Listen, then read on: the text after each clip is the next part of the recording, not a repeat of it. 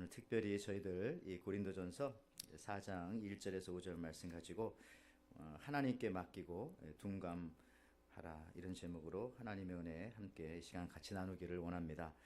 여러분, 이 예배는 항상 예수님과 이 관계가 되어져 있어야 합니다. 오늘 이 시간 우리가 예배 드리면서 예수님만 생각하시는 시간이 되시기 바랍니다. 그래서 어떤 출판사에서 책을 만들어서 대통령에게 보냈다고 하지 않습니까? 추천의 글을 간단하게나마 써달라고 간곡히 요청했더니 그냥 대통령이 귀찮으니까 이 책은 좋은 책이다 라고 써줬더니 그걸 출판사에서 광고를 아주 잘 해가지고 대통령이 추천하신 책이다, 그래서 대박이 났습니다. 다음에 또 이 출판사에서 다른 책을 출판하고 이번에도 또 대통령에게 추천서를 좀 써주십시오, 추천사를. 그랬더니 대통령께서 바쁘시고 좀 괘씸한 생각이 들어요. 나 바쁜데 이런 걸 내가 해야 되나. 그래서 이 책은 나쁜 책이다, 형편없는 책이다, 이런 식으로 그냥 어떻게 추천서를 썼더니 그걸 또 광고를 내기를 이 책은 대통령이 싫어하는 책이다, 이렇게 광고를 내가지고 사람들이 또 호기심을 가지고 또 야당과 반정부 인사들이 그걸 많이 사기 시작했고 뭐 그랬다는 거예요. 또 한 번은 또 세 번째 이 출판사 사장이 책을 내고 대통령께 이번에 또 추천의 글을 부탁했어요. 이번엔 대통령이 아무 대답도 하지 않았습니다. 그랬더니 광고에다가 대통령께서도 어떤 결론을 내지 못한 책, 뭐 이렇게 광고를 내가지고 더 큰 대박이 났다. 이처럼 이 책이 뭐 내용이 어떤 책이냐 이런 것도 사실 중요하지 않고요, 누구와 관계를 짓느냐 하는 것이 참 중요합니다. 이 시간 우리가 예수님과 관계 맺고 또 예수님에 대해서만 민감하시고 다른 모든 것에 대해서 좀 둔감하시는 그런 시간이 되시기를 바랍니다. 우리가 오직 예수로만 삽니다. 작년에 어떤 분이 한국 이사 가시면서 선인장 화분을 하나 주고 가셨는데 그걸 정수기 위에 놨다가 이제 여기 화단에다 심었습니다. 이 선인장 가시는 가시가 아니죠. 그 선인장 가시가 잎입니다. 성도 여러분, 근데 이 선인장의 강점이 뭔지 아십니까? 선인장은요, 이 빗물에 의해 의지하여서 사는 것을 거절한 존재입니다. 그렇기 때문에 선인장은 깊이 뿌리를 내립니다. 그래서 캘리포니아 사막 같은 데 가보면 어떤 선인장은 파봤더니 그냥 뿌리가 40m 밑에까지 내려간다는 겁니다. 그래서 가끔 선인장이 꽃을 핀 것을 볼 때가 있어요. 그때는 선인장이 밑에 있는 물줄기와 그 뿌리가 맞닿았을 때 그때 이제 꽃을 피우고. 여러분, 믿음의 사람 모세를 보십시오. 히브리서 11장 24절에 믿음으로 모세는 장성하여 바로의 공주의 아들이라 칭함받기를 거절하고 그걸 포기했다는 겁니다. 그래서 그가 이 땅의 힘을 버리고 거절할 때에 그때 하나님께서 모세의 힘이 되어주셨습니다. 선인장처럼. 또 비슷한 얘기지만 하나 더, 그 LA에서 4시간 북쪽으로 올라가면 그 세콰이어 국립공원에 가보았습니다. 여기 가면은 100m 되는 그런 나무도 있습니다. 그런데 식물학자들이 처음에 그걸 궁금하게 생각했습니다. 왜냐하면 나무는 보통 땅바닥으로부터 물을 끌어올릴 때에 최대 높이가 한 50m 내지는 아무리 높아도 60m 중력이 작용하고 있고 그 삼투압 현상 이런 것들 때문에. 그런데 어떻게 이 세콰이어 국립공원에 100m가 달하는 이런 나무들이 이렇게 많은가?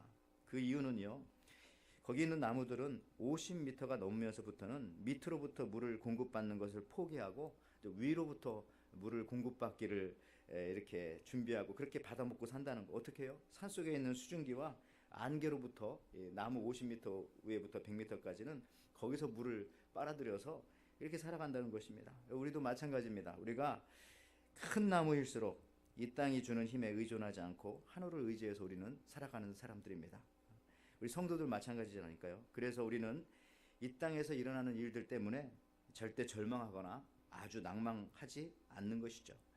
요한복음 3장에 보면은 니고데모 예수님 대화에 거듭난다라고 하는 말, 이건 뭐 다시 태어난다, born-again이라고 하는 말이지만은 이 헬라어 원문 그릭에 보면은 위로부터 난다라고 하는 뜻입니다. 원문 그대로 번역하면. 여러분들, 캘리포니아의 선인장이나 또 세콰이어 나무처럼 우리 예수 믿는 사람들이 힘을 공급받는 루트는 세상 사람들이 전혀 예상하지 못한 그런 곳들입니다. 그래서 우리가 무슨 일을 당해도 너무 염려하지 마시길 바랍니다. 그래서 우리가 인생 살면서요, 이 땅에 일어나는 일들에 대해서 너무 예민하게 반응하고 또 이 땅에 일어나는 일들에 대해서 지나치게 민감할 필요가 없다는 것입니다.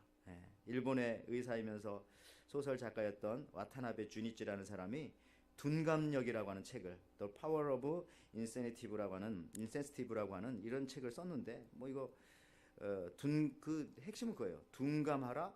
그러면 당신의 재능이 팍팍 살아날 거다. 뭐 이 요지는 뭐 성공을 위한 책이지만 우리가 신앙적으로 한번 생각해 봤습니다. 그러면서 이분 얘기는 직장에서뿐만 아니라 뭐 연애를 하건 사업을 하건 인간관계에서도 꼭 필요한 것이 바로 이 둔감력, 둔감이라는 거 아시죠? 둔감력, 센시티브하지 않은 이거. 그래서 이 둔감력이 있으면은요 귀가 얇아지지 않기 때문에 보통 귀가 얇은 사람은 성공하기가 어렵다고 합니다. 그렇죠? 이런 일도 하다 실패하고 저런 일도 하다 실패하고 하니까 뿌리 깊지 못하니까. 둔감력에는 다음과 같은 챕터가 있는데 이 책에는요 거의는 둔감하다. 즉 성공한 사람들에게 볼 수 있는 공통적인 지혜가 바로 이 둔감력이라고 이 사람 말합니다. 너무 예민한 것은 성공하는 인생의 걸림돌이 될 수 있다. 그래서 우리 창세기에서도 보면 이삭이 굉장히 거부였거든요. 이삭은 우물을 파고 또 아버지가 팠던 우물을 파고 자기가 또 파지도 않습니다. 어떻게 보면 참 이렇게 둔감한 사람이 있는가. 그리고 다른 사람이 와서 블레스 사람들이 와서 우물을 뺐으면 싸우지도 않고 그냥 주고 옮기고 6번이나 그렇게 했습니다. 한마디로 욕심에 대해서 둔감, 세상에 대해서 싸움에 대해서 둔감했던 이삭. 성경은 그를 이렇게 표현합니다. 우리 창세기 26장 12절 13절에 보니까 이삭이 그 땅에서 농사하여 그해 100배나 얻었고 여호와께서 복을 주심으로 그 사람이 창대하고 왕성하여 마침내 거부가 되었다. 자, 우물, 이 물질 싸움에 둔감했던 이삭은 오히려 하나님의 도움으로 더 많은 물질을 얻게 되어지는 거부가 되었다. 이 짧은 구절 안에 영어 성경에 보면요, 이 rich, wealth, very wealthy 이런 이 부라고 하는 것에 대해서 계속 한 절에 3번이나 이렇게 반복되는 게 어디 있습니까? 창대, 왕성, 마침내 거부. 근데 이 모든 것이 어디서부터요? 그 발빠르게 움직이고 막 싸우고 그러지 않았다는 거죠. 둔감했는데 오히려 하나님께서 주시니까 더 큰 거부가 되었다.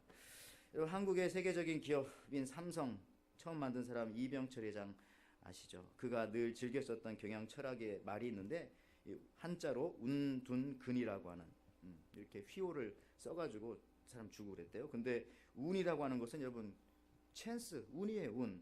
둔이라고 하는 것은 뭐냐면 우둔하다 할 때, 소처럼 우둔하다 할 때 그 둔감이죠. 그 다음에 근은 뭐냐, 끈기, perseverance라는 끈기.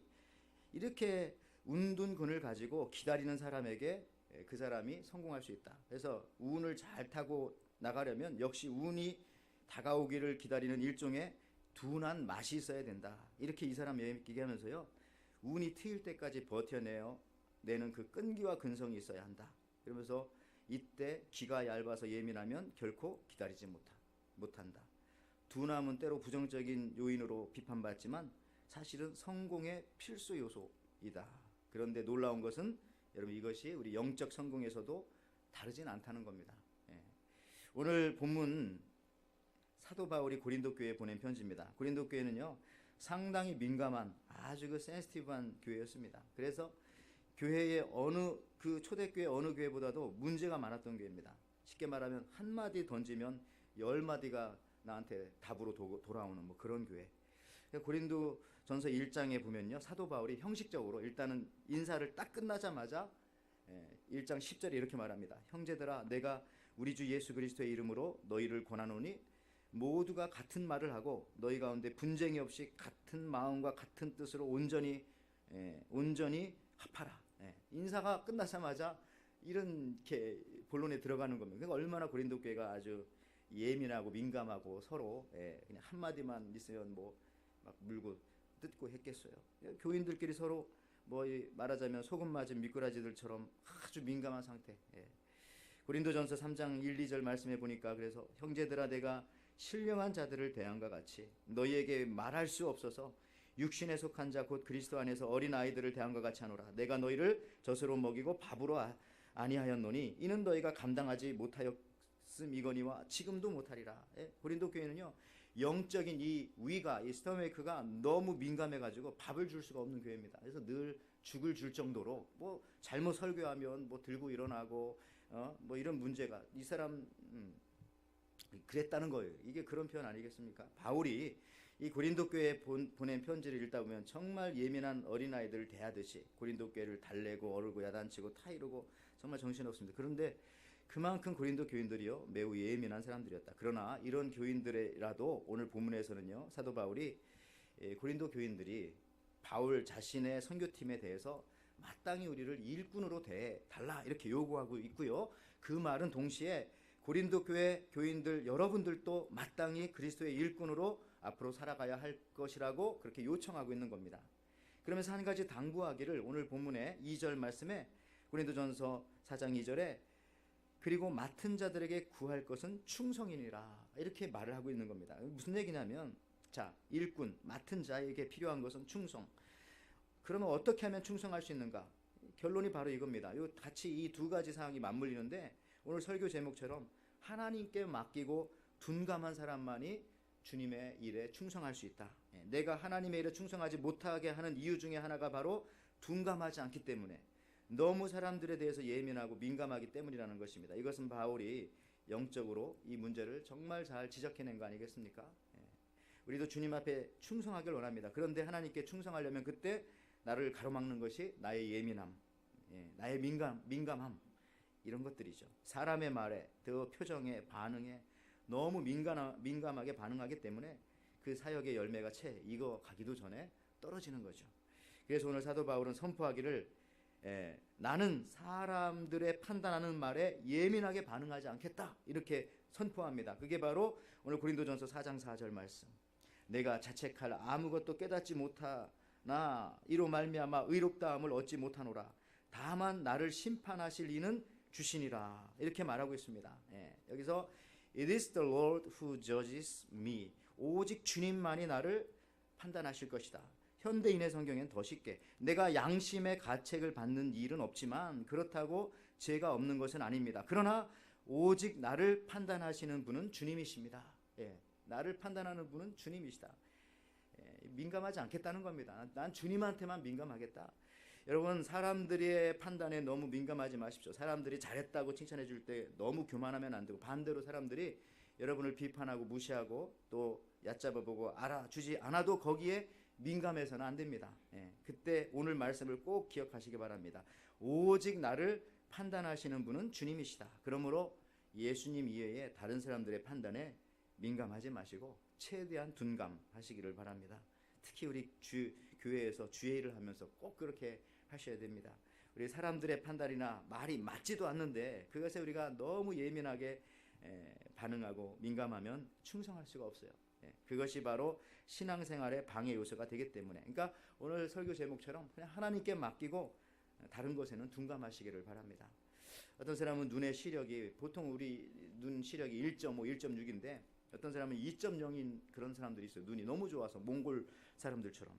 근데 이런 사람은요 피곤하대요. 들어봤더니 정말 많은 것이 보인대요. 집에 들어가면 소파에 먼지가 보이기 시작하고 저는 안 보여서 좋거든요. 근데 뭐 TV에 먼지, 화장실에 가면 머리카락 이런 게 너무 보이니까 어떻게 할 수가 없는 겁니다. 보이는 걸 어떡합니까? 차라리 시력이 나쁘면 대안이 있죠. 안경 쓰고 콘택트 렌즈 끼고 라식 수술하면 되는데 시력이 너무 좋으면 민감하면 대안이 없는 겁니다. 피곤한 거죠.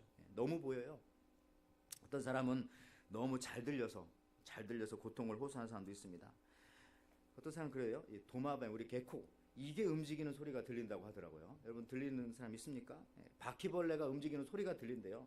귀가 얼마나 좋으면. 그리고 어떤 학생들 보면 우리는 보통 이렇게 요즘에 아이들이 이어폰 좋아하는데 우리는 뭐 20불 30불짜리만 이어폰을 사도 참 똑같아요. 잘 들리고. 근데 귀가 예민한 학생들은요 이걸 뭐 500불짜리 그런 헤드폰을 나야 사야 되겠다. 그리고 더 예민한 친구 대학생들은요 요즘에 뭐라고 합니까? 그 젠하이저 이 독일제인데 젠하이저 HD 800 요즘 900이 나왔다고 이런 걸 꼭 산다고.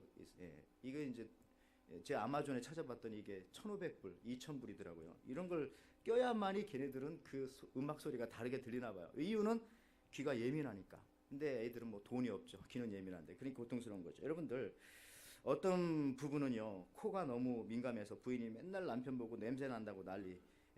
가끔 여자 화장품 냄새가 난다고 하고 뭐 점심 뭐 먹었는지 맞추기도 하고 너무 예민해. 그래서 부부 사이가 예민해졌습니다. 근데 어떤 부인은 축농증에 걸려가 코가 막혀서 남편이 행복하게 사는 거죠. 어떤 사람은 입이 민감해서 식당 같이 가면 같이 간 사람이 피곤합니다. 짜다 맵다 쓰다 맛이 이상하다고 하니까 같이 먹던 나도 그냥 처음엔 맛있었는데 이상한 것 같기도 하고 내 입맛도 떨어지는 것 같아요. 여러분, 어떤 사람들은 또 피부가 예민해서 알러지 때문에 고생하고, 그게 예민하지 않으면 괜찮거든요.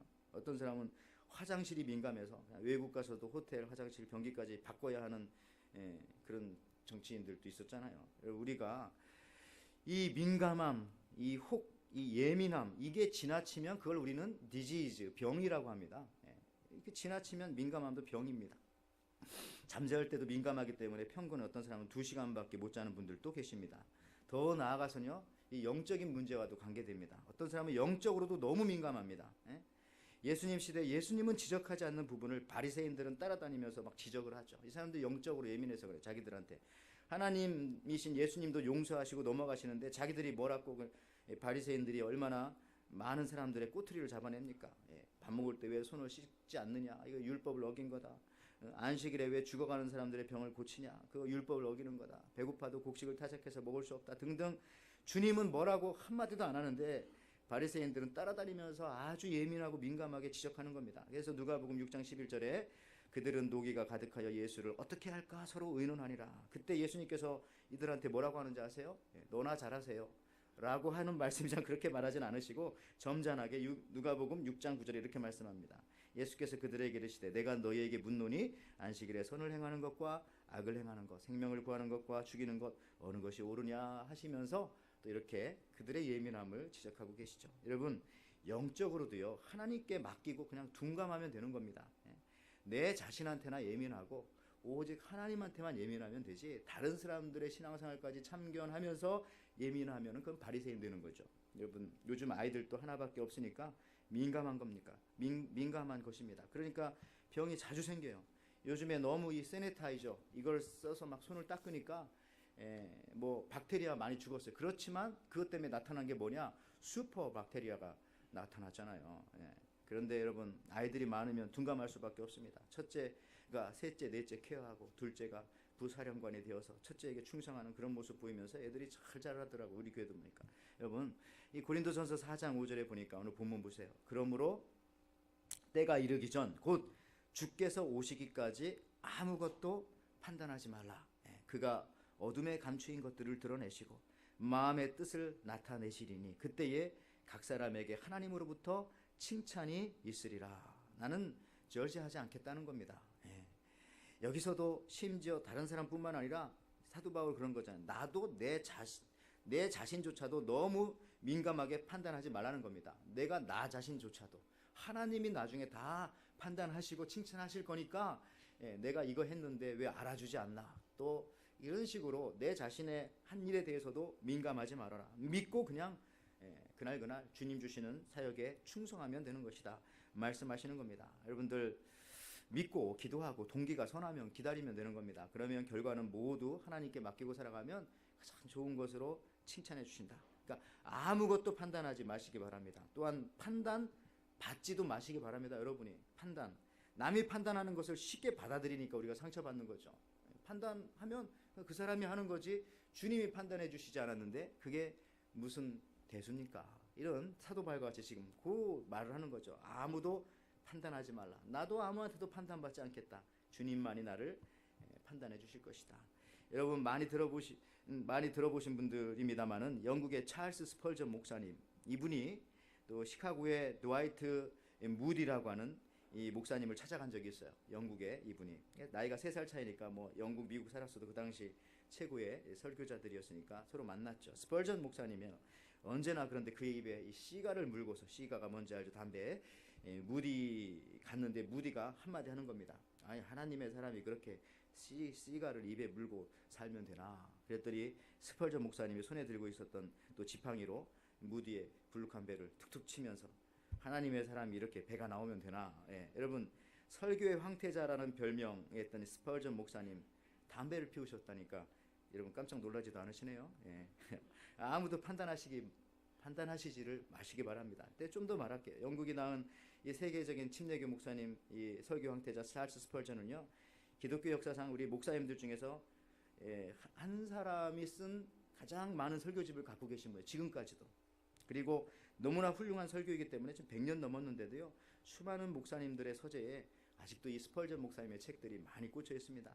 그런데 이분이 이 헤비 스모커, 이 애연가였다는 겁니다. 예. 그의 자서전에 보면요 이런 내용이 있어요. 성도님들이 목사님에게 이렇게 질문했어요. 목사님 왜 그렇게 시가를 피우십니까? 했더니 목사님이 저는 시가를 피우면서 설교를 준비할 때 많은 도움을 받습니다. 그러므로 저는 하나님의 영광을 위해서 이렇게 시가를 피웁니다. 라고 대답을 했어요. 근데 성도들이 그래도 시가를 많이 피우시면 건강에 해롭지 않습니까? 라고 묻자 스펄전 목사님은 제가 과도하게 피운다고 생각되면 그때 스스로 끊겠습니다. 그러자 성도님들은 그러면 과도하게가 어느 정도입니까? 라고 묻자 스펄전 목사님이 제가 한 입에 시가를 2개 물고 피우면 그날로 시가를 끊게, 그러니까 안 끊겠다는 겁니다. 예. 여러분들 그런데 스펄전 목사님이 어느 날 시가를 완전히 끊게 되는 계기가 있었습니다. 어느 날 주일학교 학생이 시가를 피우는 걸 봤습니다. 영국이 옛날 100년 전이니까 그랬나 보네요. 목사님이 가서 야, 너 벌써 그렇게 시가를 피우면 건강에 해롭다 그랬더니 이 아이가 하는 말이 저는 하나님의 영광을 위해서 피웁니다. 이걸 보고서 그날로 이제 목사님이 담배를 끊었다. 여러분 이거 보면서 우리가 함부로 판단할 일 아닙니다. 그렇게 위대하신 목사님도 이게 문화와 시대와 이런 게 다르면 다 다를 수가 있는 겁니다. 물론 100년 전 이야기지만 여러분 2년 전에 인기 있었던 책 중에 반응하지 않는 연습이라는 책이 있어요. 한국에서 나온 일본 사람이 쓴 책 번역한 거죠. 그 책에 나온 내용 중에 이런 말이 있습니다. 반응하지 않는 것이 최고의 능력입니다. 승리란 상대방에게 이기는 것이 아니라 상대방에게 반응해서 마음을 빼앗기지 않는 것입니다. 여러분 인간은요 하루에도 7만 번 반응하고 산다고 하는데요. 대부분 내가 반응하는 것에 내 마음을 빼앗기면서부터 고민은 시작되어진다고 합니다. 그러니까 예수님보다 더 많이 생각하는 것이 있다면 적어도 성도로서는 그것에 마음을 빼앗긴 겁니다. 잠자면서도 그 생각, 그 사람 생각, 그 말 생각, 그러면 거의 마음 빼앗겨요. 그러면 거기서부터 고민이 시작되어지는 거죠. 반응하지 마십시오. 그러려면 예수님에게 더 민감하게 반응하면 되는 거고요. 그래서 사람들은 그런 데잖아요. 큰 병원에 가지 작은 병원에 안 가는 이유가 작은 병원 가면 조그만 병도 막 가지고 호들갑을 떨고 근데 큰 병원에 가봤더니 다 거기 막 아픈 사람, 심각한 사람 뭐 아주 이런 사람들이 있으니까 내 병도 심각한데 가봤더니 별거 아니더라. 이런 것처럼 반응을 하지 않게 되니까 그게 마음 편안해진다. 예수를 안 믿는 남편이 있었습니다.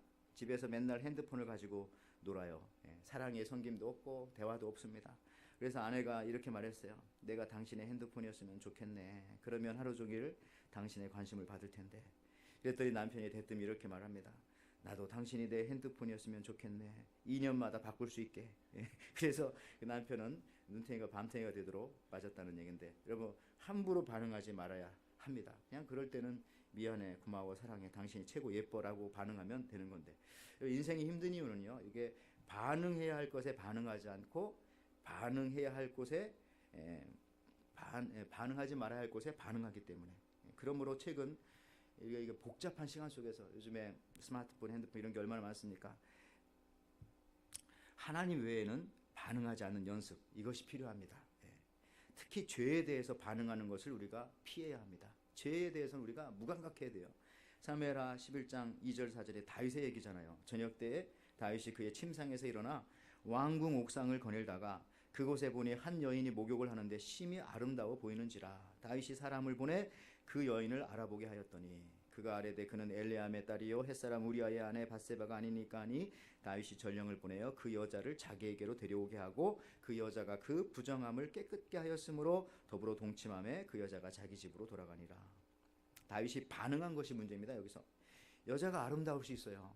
아름다울 수 있어요. 여자가 더군다나 여기 보니까 저녁이기 때문에 여자는 더 아름답게 보입니다. 남자들은 아름다운 것을 보면 고개가 돌아가게 되어 있다고 합니다.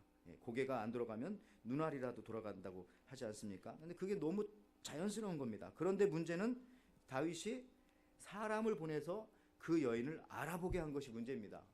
볼 수는 있지만은 알아보게 한 것. 이 반응이 문제였다는 것이죠. 여러분도 교회에서 나에 대해서 나쁜 소리 하는 사람이 있을 수 있고요. 말도 안 되는 소문이 있을 수 있어요. 그러면 거기서 그냥 그걸로 한 귀로 듣고 한 귀로 흐르면 되는데 그걸 알아보게 하잖아요. 알아보고 그러면 반응하면 거기서부터 이제 큰 문제가 생기는 거죠. 그래서 다윗은 여기서 실패, 뼈아픈 죄의 대가를 그 이후에 치르게 되는 겁니다. 참 이 사람 이름도 특이해요. 밧세바. 영어로는 베스 시바. 그러니까 BATHSHBA.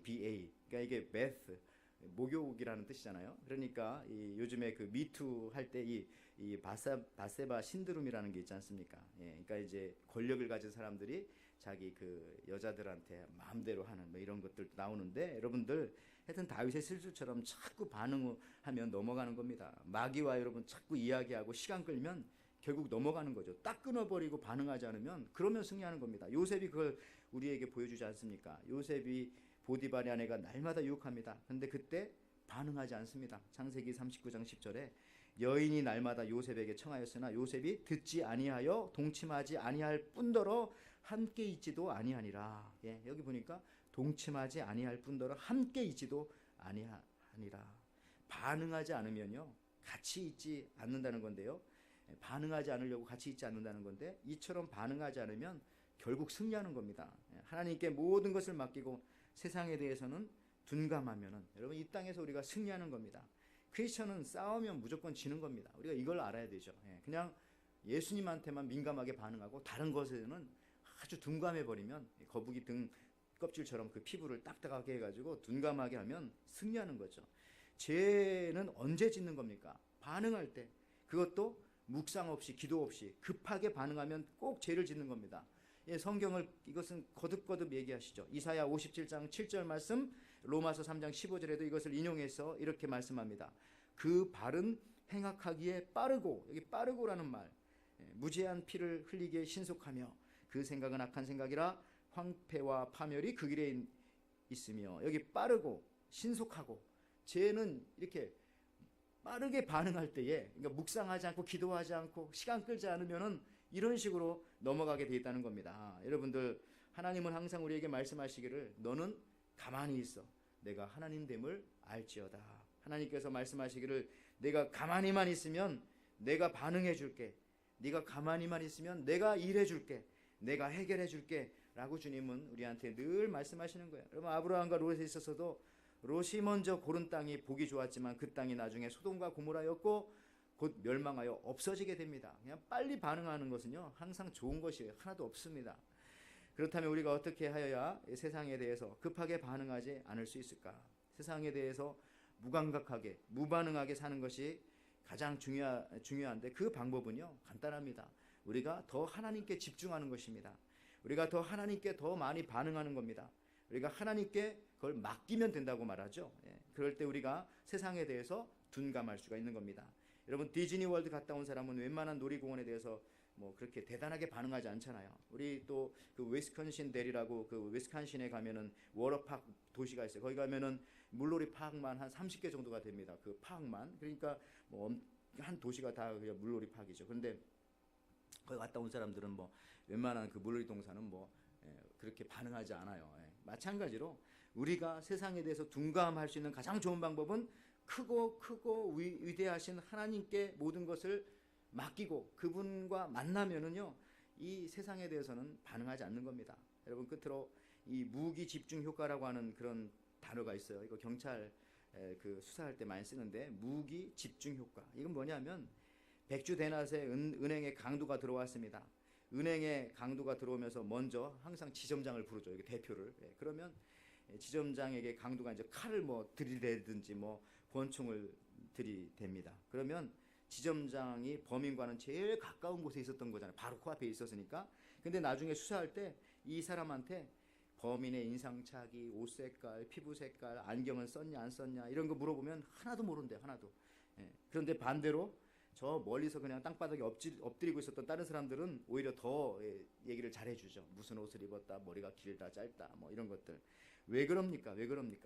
지점장은요 오직 자기 코앞에 들이댔던 그 총끝, 그 칼끝, 그것만 보고 있기 때문에 다른 게 하나도 안 보인다는 거죠. 이게 바로 무기 집중 효과라고.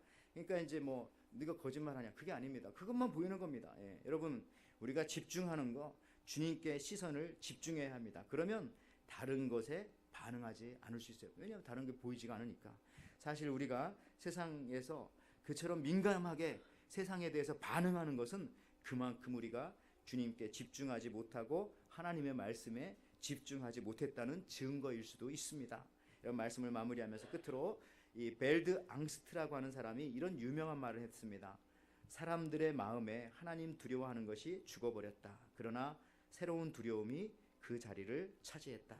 그것은 모든 것을 두려워하는 공포다. 여기서 말하는 공포는 이 포비아라고 하는 겁니다. 단순히 우리가 흔히 두려움을 뜻하는 뭐 fear, worry 이런 게 아니라 그냥 포비아, 그냥 이유 없이 막 마음이 모든 일이 다 두려운 거. 우리가 하나님께 반응하지 않으면 우리는 다른 것에 급하게 반응할 것이고 그 대가는 놀랍게도 모든 것에 대한 공포로 돌아온다는 것입니다. 이 시간 저와 여러분 서로 결단하기를 원합니다.